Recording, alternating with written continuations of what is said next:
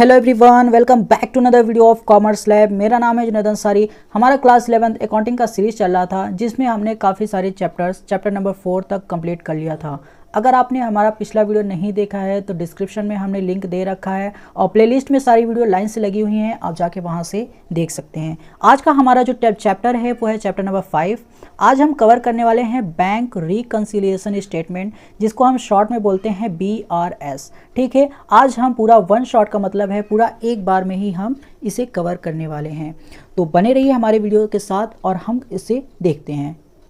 तो bank reconciliation statement में पहला हमारा जो टॉपिक आ जाता है कि what is the bank reconciliation statement. तो एक बात आप ध्यान से ये समझ लीजिएगा कि कोई भी चैप्टर स्टार्ट करने से पहले उसके बारे में जब तक आप डिटेल में नॉलेज नहीं रखेंगे कि आखिर इस चैप्टर में होने क्या वाला है, तब तक आप कोई भी चैप्टर समझ में नहीं आने वाला। तो इस वजह से हम पहले जानेंगे कि बैंक रिकंसिलिएशन स्टेटमेंट होता क्या है, ठीक है, इसका यूज़ क्या है, ये वर्क कैसे करता है, हम पहले इसे जानेंगे। तो बैंक रिकंसिलिएशन स्टेटमेंट आपको पता है कि इसका शॉर्ट फॉर्म क्या है। इसका शॉर्ट फॉर्म है BRS। ये आपको सबको पता होगा। बैंक रिकंसिलिएशन स्टेटमेंट आपको डिटेल में जानने के लिए आपको यहाँ पे पता होना चाहिए कि कैश बुक क्या होता है, ठीक है, कैश बुक क्या होता है और पासबुक क्या होता है।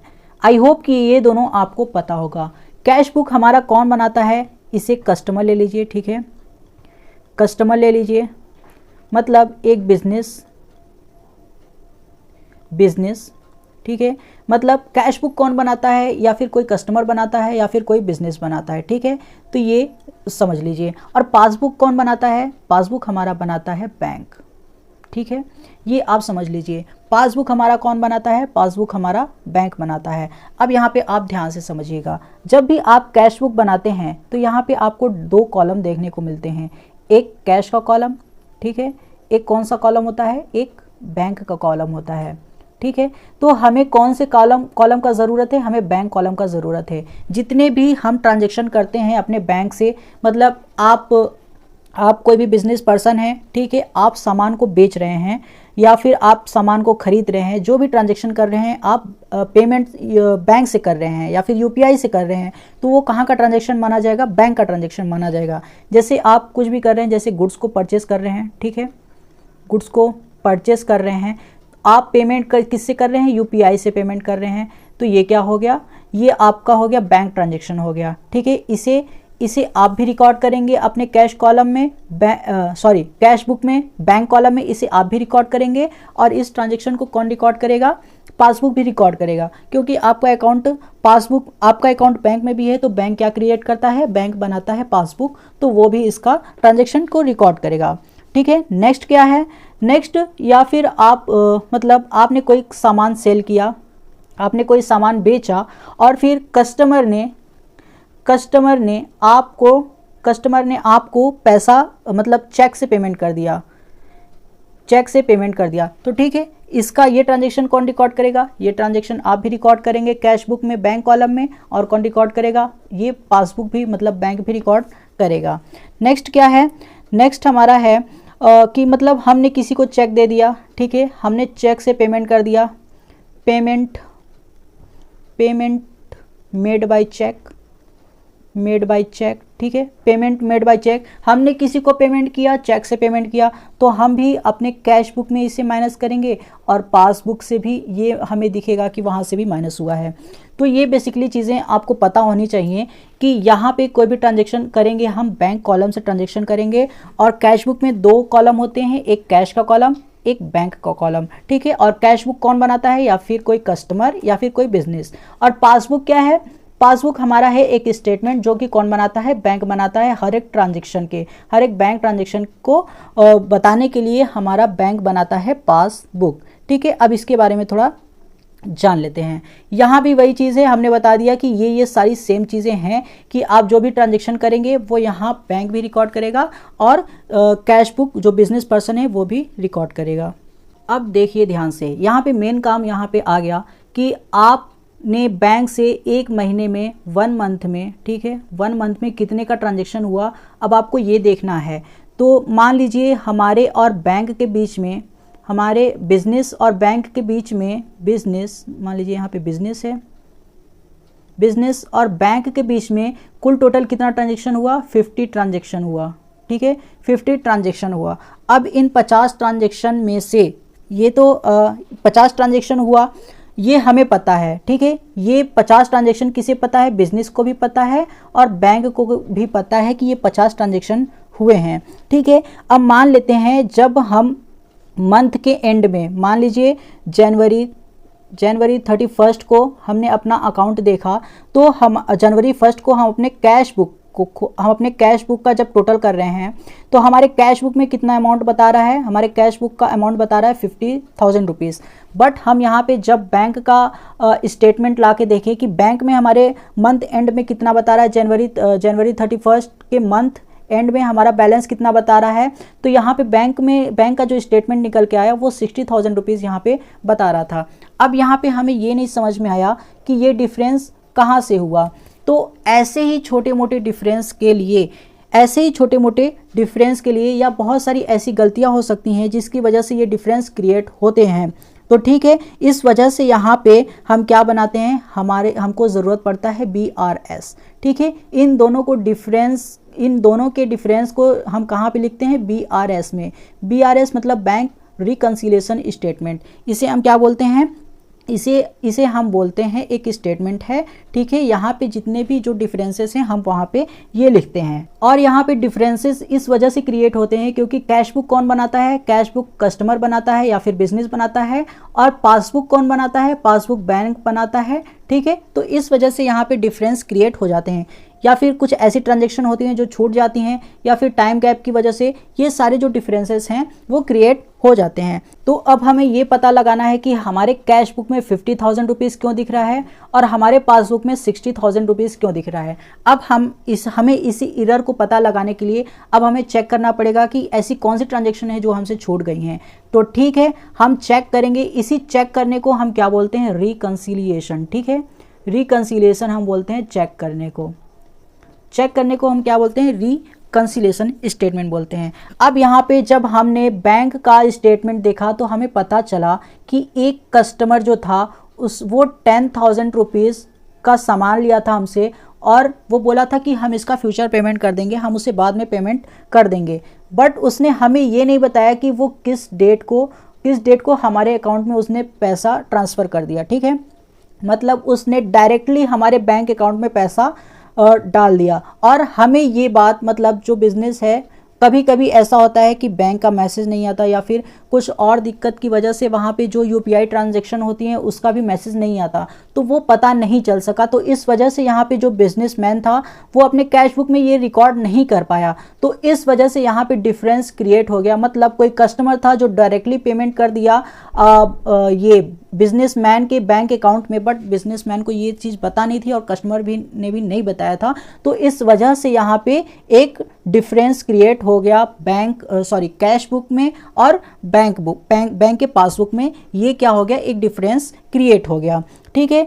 ये डिफरेंस आई, ठीक है। अब ये जो डिफरेंस आया है इनको हम कहाँ पे लिखेंगे, इनको हम लिखेंगे, ये 10,000 का डिफरेंस हम BRS में लिखेंगे, क्योंकि हम BRS बैंक रिकंसिलिएशन स्टेटमेंट इसी वजह से बनाते हैं कि जो भी डिफरेंसेस आती हैं कैश बुक और पासबुक में उसे हम लिख सकें, ठीक है।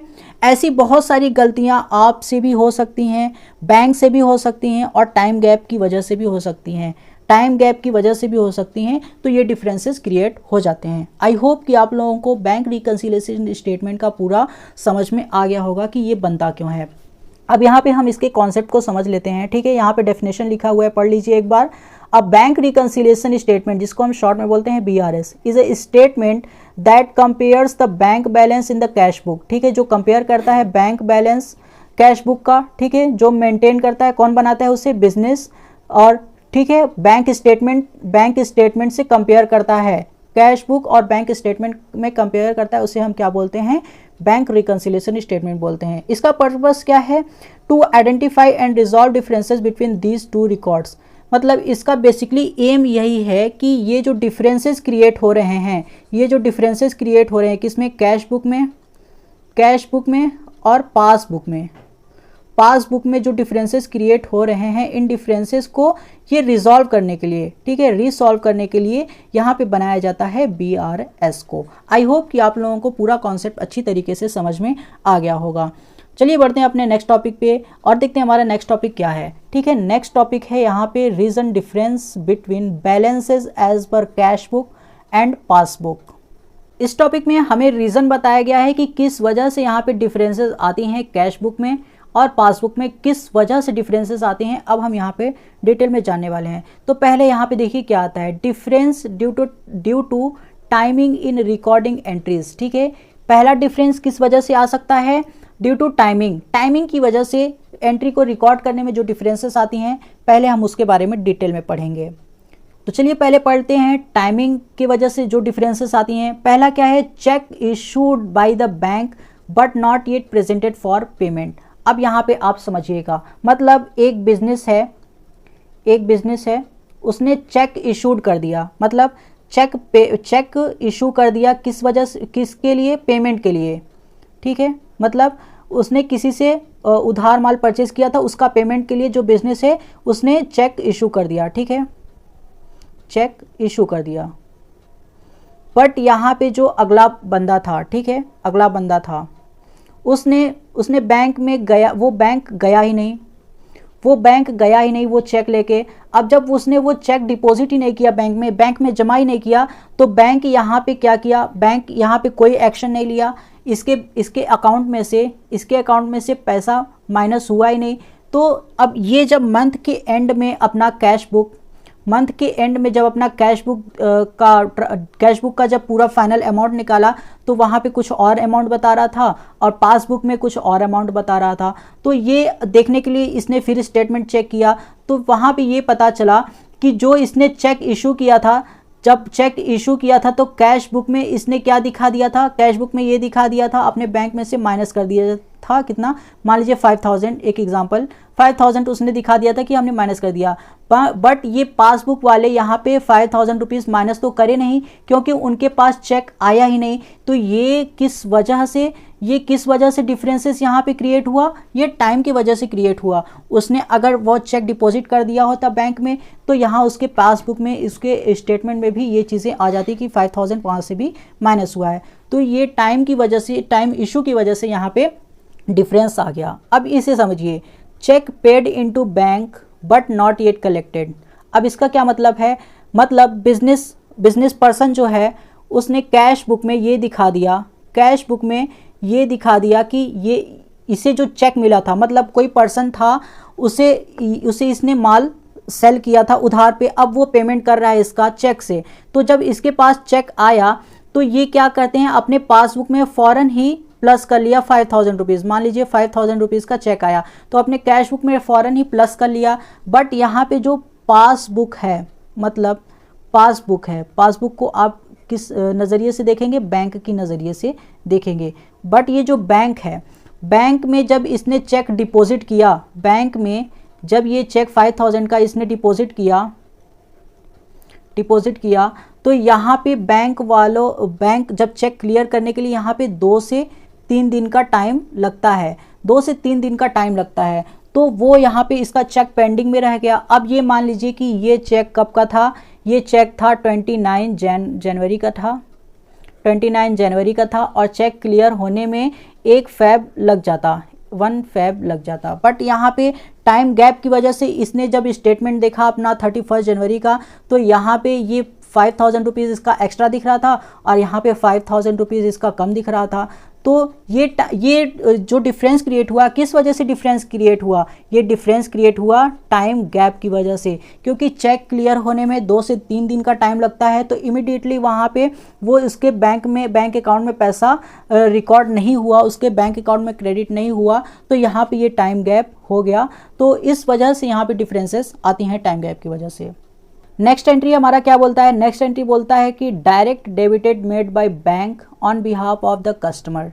ठीक है, इसका मतलब ये है कि डायरेक्ट डेबिट कर दिया, मतलब कोई बिजनेस पर्सन है, उसके अकाउंट में से डायरेक्ट जो बैंक है उसने पैसा निकाल दिया, बैंक ने डायरेक्ट पैसा माइनस कर दिया जितना भी होगा, और कैश बुक में ये बिजनेस पर्सन नहीं दिखाया था वो पैसा।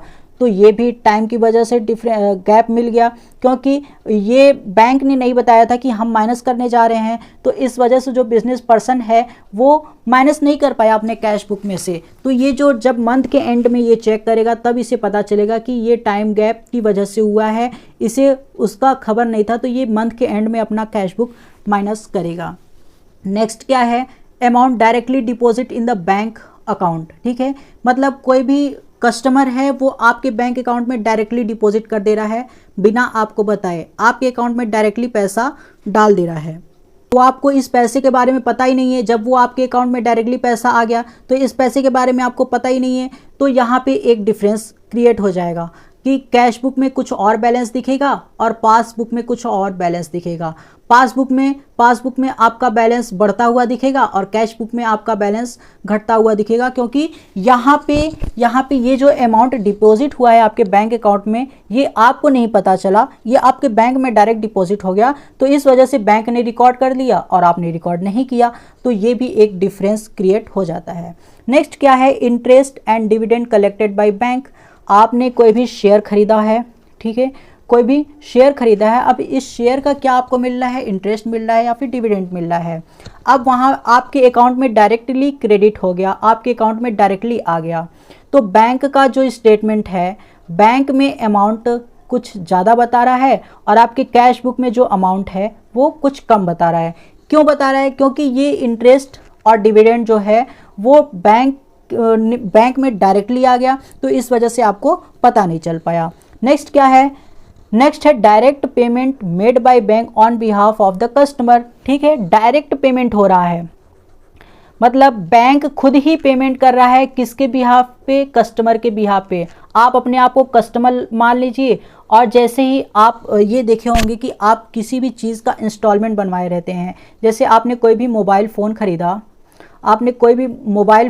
उस पर किस पे लिया है, आपने ईएमआई पे लिया है, तो उसका इंस्टॉलमेंट आपने मान लीजिए 1500 रुपये बनवाया हुआ है हर महीने, तो वो मंथ के एंड में बैंक जो है वो डायरेक्टली डेबिट कर देगा आपके अकाउंट में 1500 रुपये, क्योंकि आपने ईएमआई 1500 रुपये का बनवाया है, तो वो डायरेक्टली डेबिट कर दिया। तो यहाँ पर भी हुआ है directly payment made by bank on behalf of the customer, customer के बिहाफ पे जो बैंक है वो डायरेक्टली पेमेंट कर दिया, तो यहाँ पे बैंक का अमाउंट कुछ कम दिखेगा और कैश बुक का अमाउंट कुछ ज़्यादा दिखेगा, क्योंकि यहाँ पे कस्टमर को पता ही नहीं है कि उसने कि उसके बैंक में से कुछ पैसा कटा हुआ है, तो जब मंथ के एंड में वो स्टेटमेंट निकाल के मिलाएगा तब उसे समझ में आएगा, तो इस वजह से डिफरेंस क्रिएट हो जाता है। नेक्स्ट क्या है, dishonour of bill discounted with the bank not recorded in the cash book. मतलब आपने कोई भी बिल था, अब एक बिल रिसीवेबल होता है, जब आप इसे पढ़ेंगे तब आपको ज़्यादा समझ में आएगा।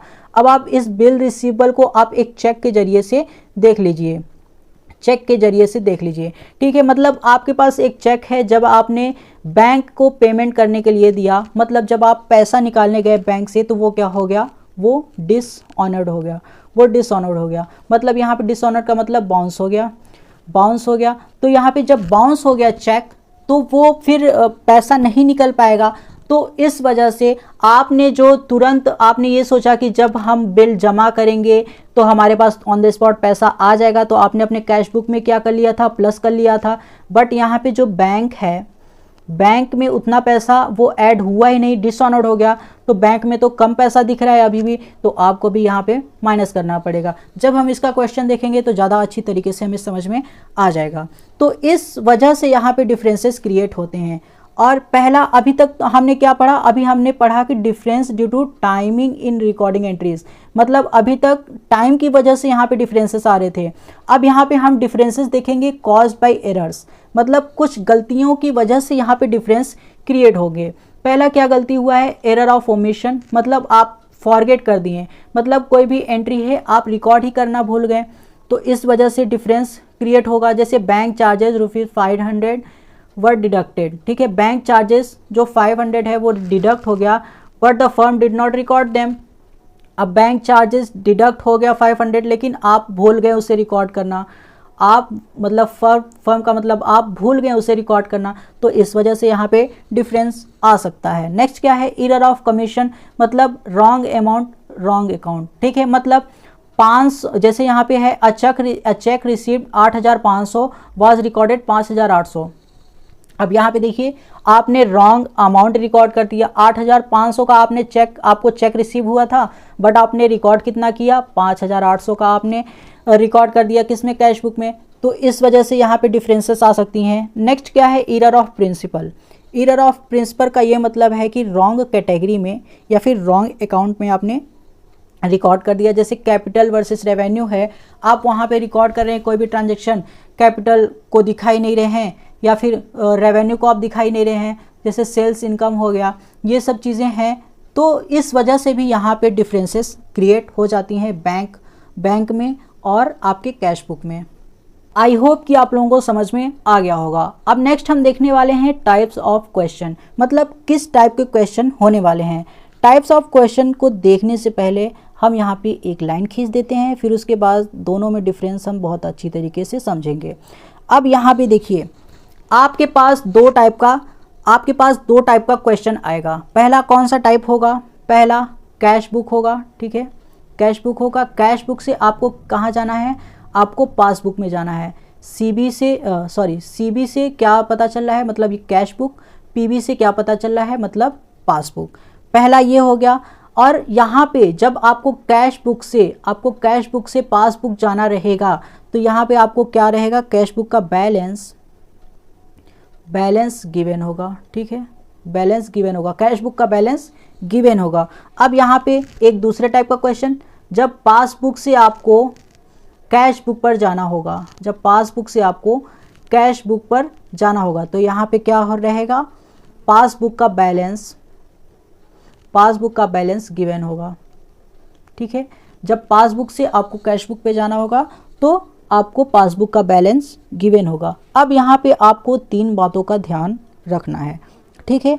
आपको यहाँ पे जब भी आप कैश बुक से पासबुक पे जा रहे हैं तो आप ये समझ लीजिए, ठीक है, कि आप अपने आप को किस तरीके से ट्रीट करेंगे।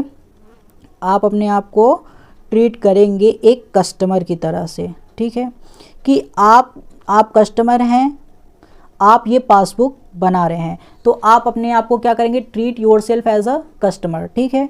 दूसरा आपको कौन सा बात ध्यान रखना है, दूसरा आपको बात ध्यान रखना है यहाँ पे, यू कांट अल्टर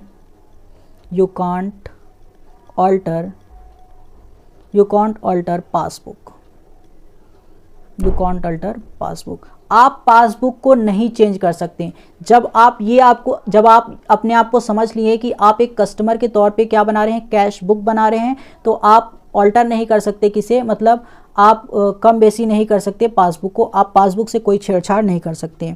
आप क्या सिर्फ बना सकते हैं, आप बना सकते हैं सिर्फ cash book. Only you can change cash book, only you can change cash book.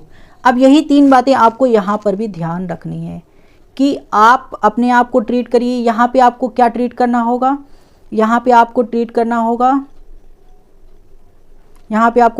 होगा एज अ बैंक मैनेजर। आपको बैंक मैनेजर के तौर पे यहाँ पे ट्रीट करना होगा, मतलब आप अपने आप को क्या मानिए, एक बैंक मैनेजर बानिए। और आपको और क्या ध्यान रखना होगा, you can't alter cash book. आप यहाँ पे कैश बुक को ऑल्टर नहीं कर सकते। ओनली यू कैन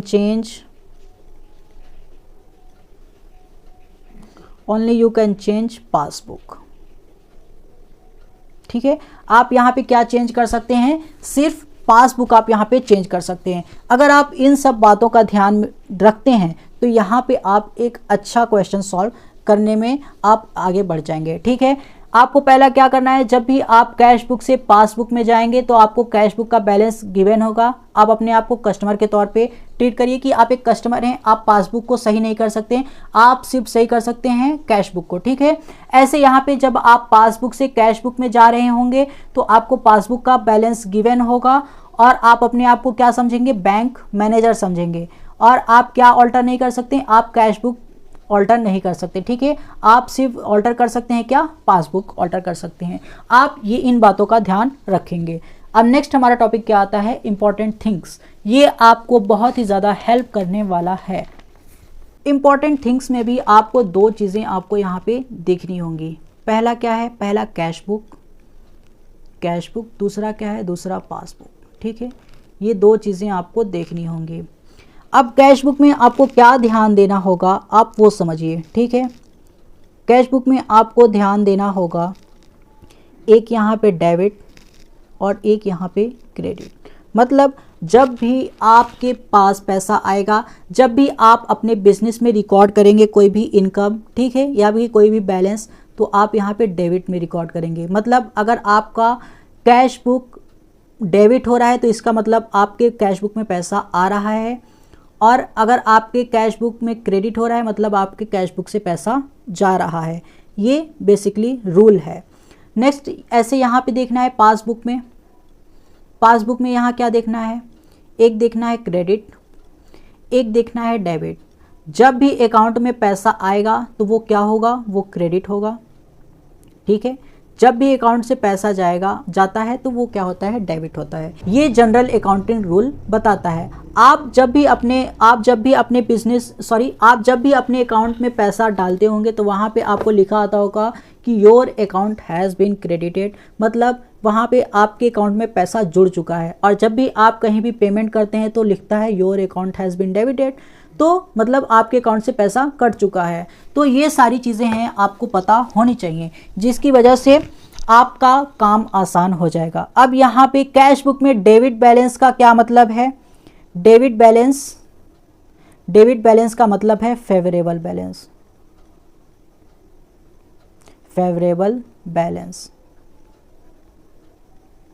ठीक है, और क्रेडिट बैलेंस का क्या मतलब है, क्रेडिट बैलेंस का मतलब अनफेवरेबल बैलेंस। ऐसे ही यहाँ पे क्रेडिट बैलेंस का क्या मतलब है, क्रेडिट बैलेंस का मतलब है फेवरेबल, और डेबिट का क्या मतलब है, अनफेवरेबल। तो ये जो बातें हैं ये आपको बहुत ही अच्छी तरीके से ध्यान देनी है और क्वेश्चन में पुटअप करना है। जब तक आप इन सारी बातों का ध्यान नहीं देंगे तब तक आपको समझ में नहीं आने वाला और क्वेश्चन आपसे सॉल्व नहीं होने वाला। तो अभी तक हमने BRS का पूरा हमने पढ़ लिया कि बेसिक क्या होता है, कैसे इसमें डिफरेंस आता है, कैसे रिकॉर्ड किया जाता है, क्या क्या चीज़ें इंपॉर्टेंट हैं, किस टाइप का क्वेश्चन आता है। अभी तक ये सारी चीज़ें हमने देखी हैं। अब हमारा टाइम क्या आता है, अब हमारा टाइम आता है क्वेश्चन करने का। तो ये क्वेश्चन हमने आपके सामने लिया है जो कि आपकी NCERT बुक में से लिया गया है। तो ठीक है, ये क्वेश्चन अब हम सॉल्व करने वाले हैं। तो चलिए क्वेश्चन करते हैं और समझते हैं कि किस तरीके से यहाँ पे हमारा क्वेश्चन सॉल्व होता है। तो यहाँ पे क्या बोल रहा है, prepare bank reconciliation statement on March 31, 2017। ठीक है, ये एंट्री है। अब यहाँ पे पहला ट्रांजेक्शन हमारा क्या बोल रहा है, bank balance as per cash book. अब जब यहाँ पे ओवरड्राफ्ट नहीं लिखा है, ठीक है, जब यहाँ पे ओवरड्राफ्ट नहीं लिखा है तो ये समझिए ये कि कैश बुक का ये कौन सा बैलेंस है, ये फेवरेबल बैलेंस है। तो फेवरेबल बैलेंस है तो पहले हम इसका ये फॉर्मेट देख लेते हैं। ठीक है, ये फॉर्मेट है हमारा। ये पर्टिकुलर यहाँ पे जो भी इम्पोर्टेंट जो भी चीज़ें आएंगी, जैसे बैंक जो भी यहाँ पे जो पर्टिकुलर चीज़ें हैं, जो चीज़ें लिखी जाएंगी वो यहाँ पे आएंगी, और जो अमाउंट आपको प्लस करना रहेगा आप प्लस में लिखेंगे, जो अमाउंट आपको माइनस करना रहेगा वो माइनस में लिखेंगे। तो पहला ट्रांजेक्शन हम देखते हैं bank balance as per cash book क्या होता है। तो ठीक है, हम यहाँ पे पहला डाल देते हैं balance as per cash book. ठीक है, कैश बुक का बैलेंस कितना है स्टार्टिंग में, ये हमारा फेवरेबल बैलेंस है तो इस वजह से हम यहाँ पे 50,000 रुपीज़ यहाँ पे लिख दिए, 50,000 रुपीज़। ठीक है, नेक्स्ट हमारा ट्रांजेक्शन क्या बोल रहा है, सेकंड ट्रांजेक्शन है check issued but not presented for payment 6,000 rupees. ठीक है, इसे समझने से पहले आप यहाँ पे एक स्टेटमेंट को यहाँ पे देखना होगा। ये कैश बुक है और ये पासबुक है, ये आपको हमेशा ध्यान रखना है। मतलब अब हमने क्या आपको बताया था कि आप जब भी आपको फेवरेबल बैलेंस दिखे कैश बुक का, मतलब आपको जब भी कैश बुक से पासबुक में जाना हो तो आपको कैश बुक का बैलेंस दिखा रहेगा, और आपको यहाँ पे क्या मानना रहेगा, आपको कस्टमर बन के रहना होगा, ठीक है, आपको कस्टमर बन के रहना होगा और आप ऑल्टर नहीं कर सकते। क्या पासबुक ऑल्टर नहीं कर सकते, आप ओनली ऑल्टर कर सकते हैं कैश बुक। तो ये बातें आपको ध्यान में रखना है। तो यहाँ पे क्या है, चेक हमने जैसे ही इशू किया था यहाँ पे 6000 रुपीज़ का, तो हमने अपने कैश बुक में से 6000 रुपीज़ माइनस कर दिया था।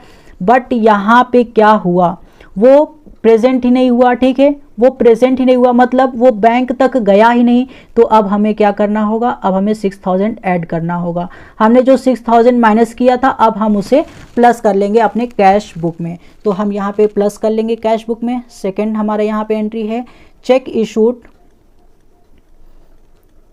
Issued but not presented for payment, presented for payment, ठीक है, प्रेजेंटेड फॉर पेमेंट। कितना था 6000 रुपीज़, तो अब हम यहाँ पे उसे ऐड कर लेंगे। अब नेक्स्ट हमारा क्या बोल रहा है, नेक्स्ट हमारा ट्रांजेक्शन बोल रहा है the bank had directly collected dividend 8000 rupees and credited to bank account, ठीक है, और क्रेडिट कर दिया किसमें, bank account, not entered in the cash book, मतलब उसे कैश बुक में रिकॉर्ड अभी वो इंटर नहीं हुआ है। मतलब बैंक जो है वो डायरेक्ट कलेक्ट कर लिया था, मतलब बैंक में डायरेक्ट ही पैसा आ गया था, कितना 8000 रुपीज़। तो वो बैंक पासबुक में था ऐड, बट यहाँ पे कैश बुक में ऐड नहीं हुआ था, तो हम कैश बुक में भी इसे 8000 रुपीज़ ऐड कर लेंगे। तो यहाँ पे हम क्या लिखेंगे, डिविडेंड कलेक्टेड बाय बैंक। तीसरा, डिविडेंड कलेक्टेड बाय बैंक, हम यहाँ पे ये 8000 रुपीज़ यहाँ पे हम रिकॉर्ड कर लेंगे प्लस में, ठीक है। नेक्स्ट हमारा ट्रांजेक्शन क्या बोल रहा है, bank charges for ₹400 were not entered in cash book, मतलब जो बैंक का चार्जेस था 400 रुपीज़ बैंक ने उसे काट लिया था, ठीक है, बैंक डेबिट कर दिया था, मतलब बैंक काट लिया था आपके अकाउंट में से, बट आपको नहीं पता चला तो आपने रिकॉर्ड नहीं किया। तो अब आप रिकॉर्ड कर दीजिए यहाँ पे बैंक चार्जेस, सॉरी यहाँ पे बैंक ने 400 रुपीज़ आपका माइनस कर लिया था पहले से ही, आपको नहीं पता था, तो आपको कैश बुक में आप 400 रुपीज़ यहाँ पे माइनस करना है। तो अब यहाँ पे बैंक चार्जेस के नाम से 400 रुपीज़ आप यहाँ पे माइनस में लिख दीजिए। नेक्स्ट हमारा ट्रांजेक्शन क्या बोल रहा है, a check for ₹6000 what deposited but not collected by bank, मतलब एक चेक था 6000 रुपीज़ का, आपने डिपॉजिट किया बैंक में, ठीक है, आपने बैंक में डिपॉजिट किया बट बैंक ने उसे कलेक्ट नहीं किया, मतलब उसका पैसा आपको बैंक ने नहीं दिया। तो मतलब जब आपने डिपॉजिट किया होगा तब आपने वहाँ पे 6000 रुपीज़ यहाँ पे ऐड किया होगा, ठीक है, बट जो बैंक है उसने कलेक्ट नहीं किया, आपको पैसा ही नहीं दिया, तो आपको यहाँ पे कैश बुक में आपको माइनस करना होगा फिर से। तो आप यहाँ पे माइनस कर दीजिए। फिफ्थ एंट्रीज क्या लिखेंगे, चेक डिपॉजिटेड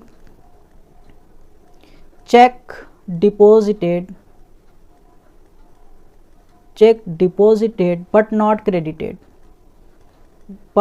नॉट क्रेडिटेड, ठीक है, मतलब आपने चेक डिपॉजिट किया बट वो क्रेडिट नहीं हुआ आपके अकाउंट में, कितना 6000 रुपीज़, तो यहाँ पे आपका 6000 रुपीज़ माइनस में आ जाएगा। नेक्स्ट हमारा ट्रांजेक्शन नेक्स्ट क्या आ जाता है, नेक्स्ट यहाँ पे कोई ट्रांजेक्शन नहीं बच रहा है, यहाँ पे सारा ट्रांजेक्शन फाइनल हो गया। अब हमें क्या करना होगा, अब हमें दोनों साइड का ऐड करना होगा, ठीक है, ये हमारा टोटल का कॉलम हो गया, और जिस साइड का अमाउंट ज़्यादा आएगा वो हम दोनों ही साइड रिकॉर्ड करेंगे। जैसे कि यहाँ पे देखने से ही लग रहा है 6400 रुपये यहाँ पे आ रहा है, बट यहाँ पे हमारा कितना आ रहा है 64,000 रुपीज़, तो हम 64,000 रुपीज़ दोनों साइड लिख देंगे, 64,000 रुपीज़ दोनों साइड लिख देंगे। हमें क्या निकालना है, हमें निकालना है बैलेंस एज पर पासबुक। हमें क्या निकालना था, बैलेंस एज पर पासबुक। जब हम 64,000 में से 6,400 माइनस करेंगे तो हमारा कितना आ जाएगा, balance as per passbook 57,600 rupees, ये हमारा आ जाएगा पूरा, ये हमारा पूरा आ जाएगा एक पासबुक का बैलेंस की पासबुक में कितना बैलेंस है। आई होप कि आप लोगों को समझ में आया होगा। इसी तरीके से हमारा अगला सारा ही एंट्री, अगला सारा ही जो चीज़ें हैं वो रिकॉर्ड होंगी। आई होप कि आप लोगों को अच्छे से समझ में आया होगा। तो ये रहा पूरा आज का हमारा BRS, जिसमें हमने एक क्वेश्चन किया और पूरे ही बैंक रिकंसिलिएशन स्टेटमेंट के कॉन्सेप्ट को हमने पूरा डिटेल में अच्छी तरीके से समझा और एक क्वेश्चन भी सॉल्व किया। अगर आपको अच्छा लगा होगा तो वीडियो को लाइक ज़रूर करें, चैनल को सब्सक्राइब जरूर करें और बेल आइकन को प्रेस जरूर करें। और अगर आपको और क्वेश्चन का वीडियो चाहिए बैंक रिकंसिलिएशन स्टेटमेंट के अकॉर्डिंग, तो आप हमारे कमेंट बॉक्स में ज़रूर करके हमसे बात करिए और हमसे पूछिए कि आपको और क्या चाहिए। इसमें और क्वेश्चन अगर आपको कराना होगा तो हमें कमेंट करके बता दीजिएगा। मिलते हैं आपको नेक्स्ट वीडियो में एक नए टॉपिक के साथ, तब तक के लिए गुड बाय।